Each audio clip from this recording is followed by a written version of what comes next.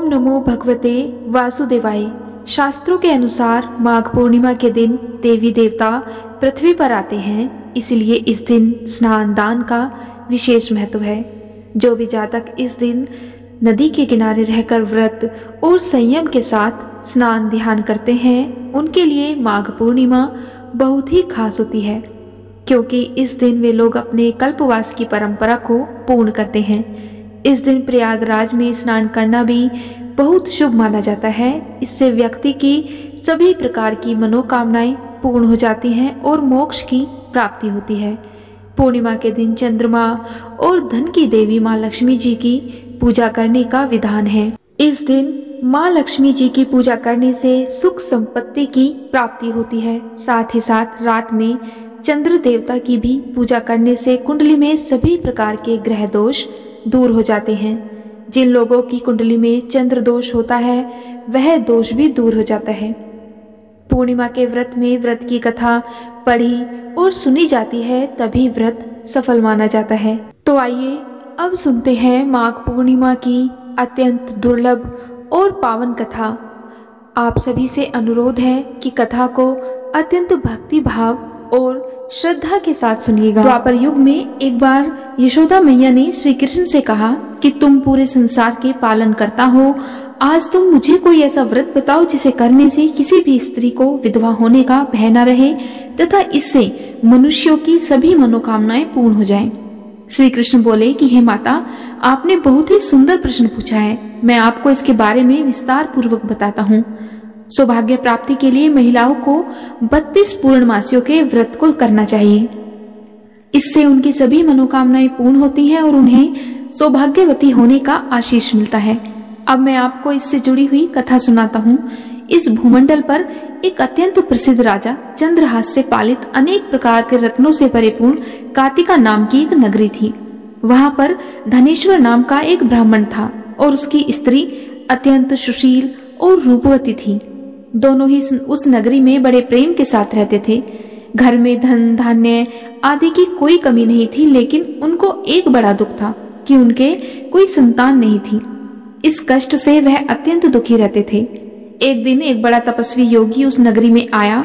वह योगी उस ब्राह्मण के घर को छोड़कर अन्य सब घरों से भिक्षा लाकर भोजन किया करता था, लेकिन रूपवती से वह भिक्षा नहीं लिया करता था। एक समय वह किसी अन्य घर से भिक्षा लेकर गंगा किनारे जाकर भिक्षान को प्रेम पूर्वक खा रहा था। तभी धनेश्वर ने योगी को देखा और अपनी भिक्षा के अनादर से दुखी होकर योगी से बोला कि हे महात्मन, आप सब घरों से भिक्षा लेते हैं, परंतु मेरे घर की भिक्षा आप कभी नहीं लेते। इसका क्या कारण है?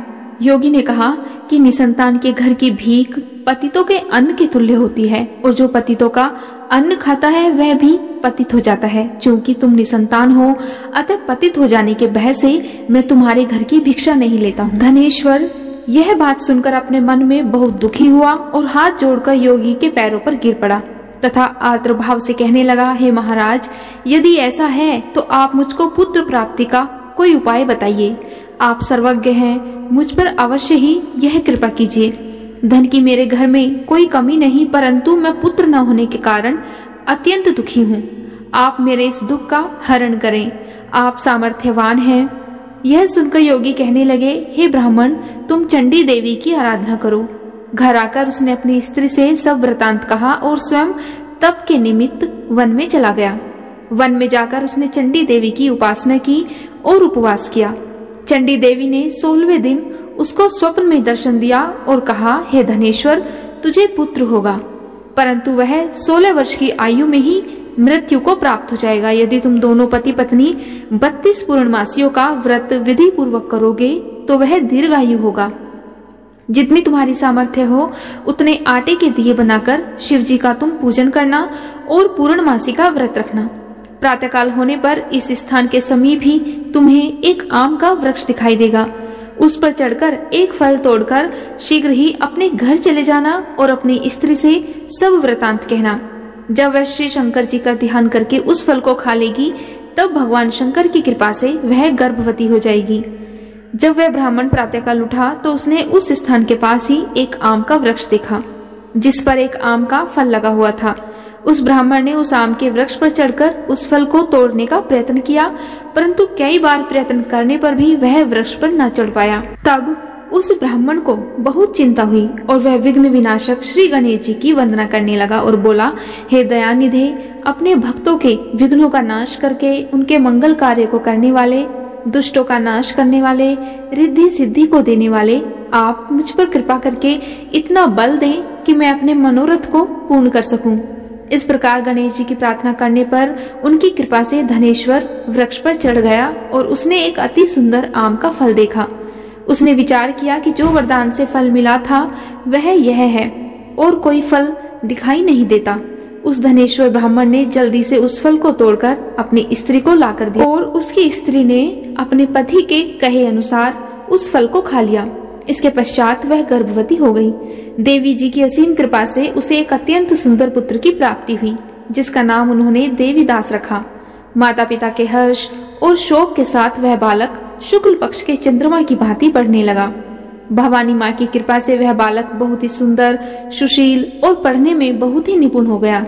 चंडी देवी की आज्ञा अनुसार उसके माता पिता ने 32 पूर्णमासी का व्रत रखना प्रारंभ कर दिया था, जिससे उसका पुत्र दीर्घायु हो जाए।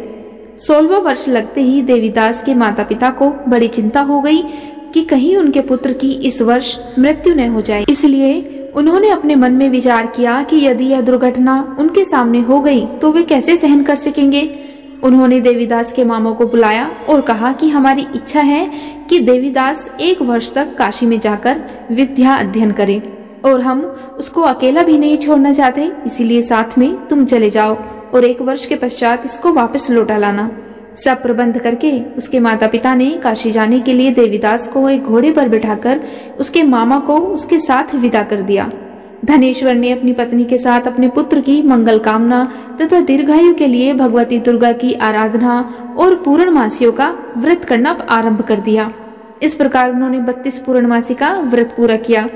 कुछ समय पश्चात एक दिन वह दोनों मामा और भांजा मार्ग में रात्रि बिताने के लिए किसी ग्राम में ठहरे हुए थे।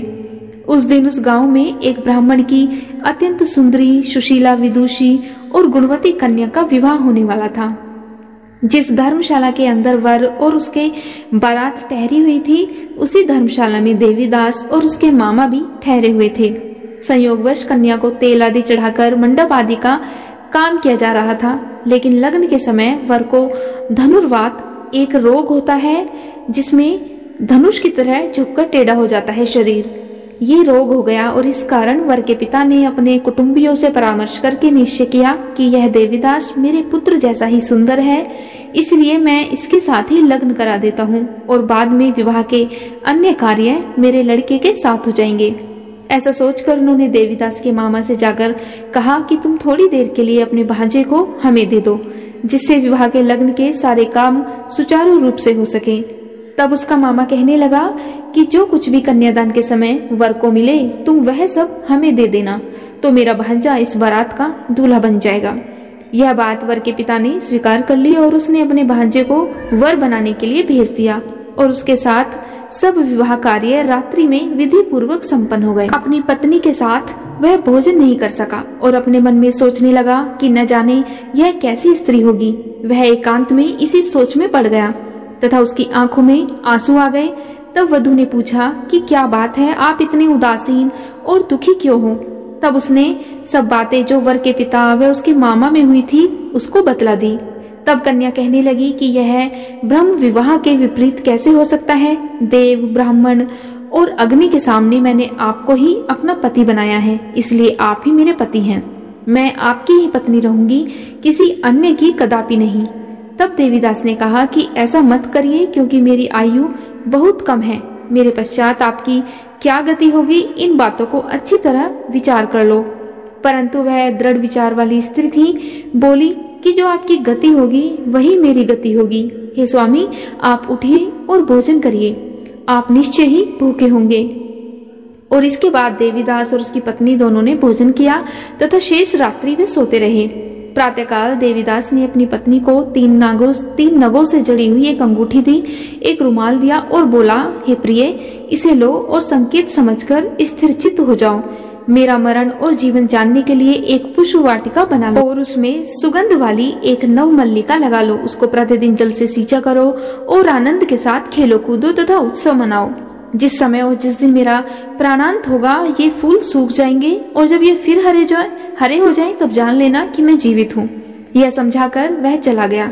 प्रातःकाल होते ही वहां पर गाजे बाजे बजने लगे और जिस समय विवाह के कार्य समाप्त करने के लिए वर तथा सब बाराती मंडप में आए तो कन्या ने वर को भली प्रकार से देखकर अपने पिता से कहा कि यह मेरा पति नहीं है, मेरा पति वह है जिसके साथ सत्र में मेरा पानी ग्रहण हुआ था, इसके साथ मेरा विवाह नहीं हुआ है। यदि यह वही है तो बताइए कि मैंने इसको क्या दिया। मधुपर्क और कन्यादान के समय जो मैंने भूषणादि दिए थे उन्हें दिखाए तथा रात में मैंने क्या गुप्त बातें कही थी वह सब सुनाए। पिता ने उसके कथा अनुसार वर को बुलवाया और कन्या की यह सब बातें सुनकर वह कहने लगा कि मैं कुछ नहीं जानता और इसके पश्चात लज्जित होकर वह वहां से चला गया और सारी बारात भी अपमानित होकर वहां से लौट गई। भगवान श्री कृष्ण बोले, हे माता, इस प्रकार देवीदास काशी विद्या अध्ययन के लिए चला गया।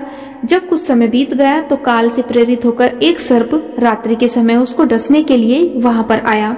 उस विषधर के प्रभाव से उसके शयन का स्थान चारों ओर से विष से विषैला हो गया, परंतु व्रत के प्रभाव से उसको वह काट नहीं पाया, क्योंकि पहले ही उसकी माता ने 32 पूर्णमासी का व्रत कर रखा था। इसके बाद मध्याह्न के समय स्वयं काल वहां पर आया और उसके शरीर से उसके प्राणों को निकालने का प्रयत्न करने लगा, जिससे वह मूर्छित होकर पृथ्वी पर गिर पड़ा। भगवान की कृपा से उसी समय पार्वती जी के साथ भगवान शंकर वहां पर आ गए। उसको मूर्छित दशा में देखकर पार्वती जी ने भगवान शंकर से प्रार्थना की कि हे प्रभु, इस बालक की माता ने पहले 32 पूर्णमासी का व्रत किया था, जिसके प्रभाव से हे भगवान आप इसको प्राण दान दें। भवानी के कहने पर भक्त वत्सल भगवान शिव ने उसको प्राण दान दे दिया और इस व्रत के प्रभाव से काल को भी पीछे हटना पड़ा और देवीदास स्वस्थ होकर बैठ गया। उधर उसकी स्त्री उसके काल की प्रतीक्षा किया करती थी। जब उसने देखा कि उस पुष्प वाटिका में पत्र पुष्प कुछ भी नहीं रहे तो उसको अत्यंत आश्चर्य हुआ और जब वह वैसे ही हरी भरी हो गई तो वह जान गई कि वह जीवित हो गए हैं। यह देखकर वह बहुत प्रसन्न मन से अपने पिता से कहने लगी कि पिताजी, मेरे पति जीवित हैं, आप उनको ढूंढना शुरू करें। जब 16वां वर्ष व्यतीत हो गया तो देवीदास भी अपने मामा के साथ काशी से चल दिया। इधर उसके ससुर उसे ढूंढने के लिए अपने घर से जाने वाले ही थे कि वह दोनों मामा भांजा वहां पर आ गए। देवीदास को आता देखकर उसका ससुर बड़ी प्रसन्नता के साथ अपने घर में ले आया।